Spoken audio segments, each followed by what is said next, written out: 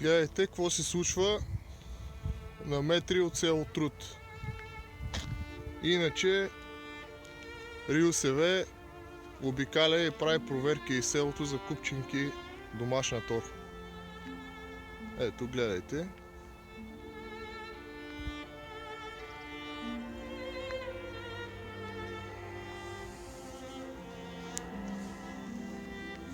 Пчелина на човека долу, на който са му измеряли 70-80% от пчелите в далечината, която е близо 50-60 метра. Значи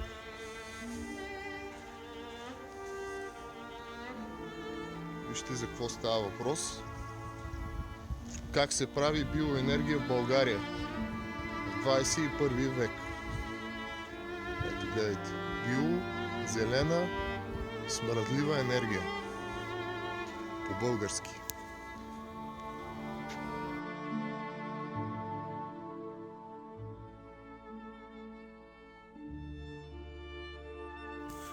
Намираме се на пчелина на един наш съгражданин Рангел.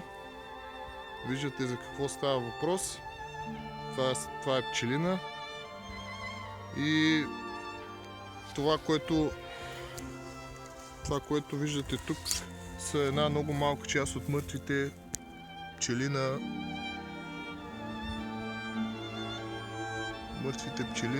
Цонков. На господин Рангел Цонков, който е тук с нас. Само заповядай. Той ще ви каже, ето отзад се виждат преместените вече отпадъци. Той ще обясни за какво става въпрос. Още през зимата докараха те бидони, рязани бидони вътре с някакви отрови работи. Пчелите ходят там, близко е разстоянието, не виж колко е близко е разстоянието на 50 метра. И откъде започнаха такова и сега ходят, пчелите умират всеки ден. Не е че толкова тут, както казва шефът на фирмата, ами ходят и умират, всеки ден умират. Аз дойдох тук без да питат, без нищо, дойдоха, служих си и не ги интересува. От тук дадох им зорван ден да ги примахнат, от тук ги взимат, карат ги там. На някакъв час. Значи ето от това ъгълче Да, взимат ги от една ги взимат и ги карат с другото ъгълче. Тя вятър тук, мириши, прави чини, направо отива. От 76 кошера остана из 15 кошера и след някои ден и тях няма.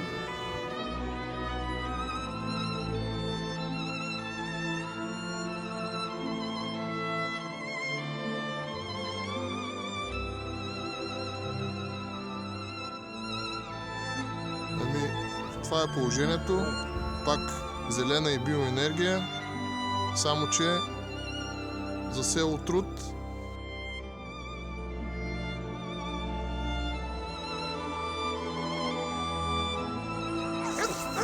ето това е мястото, където са преместени и ще бъдат преместени останалите контейнери.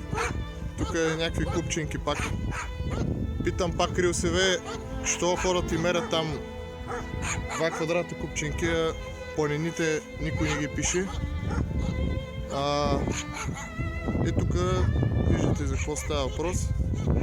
Колко близо е кошера. Това е вече преместеното място на тези контейнери, които откакто са разположени тук, пак напомням, че пчеличките на човека вече почти ги няма.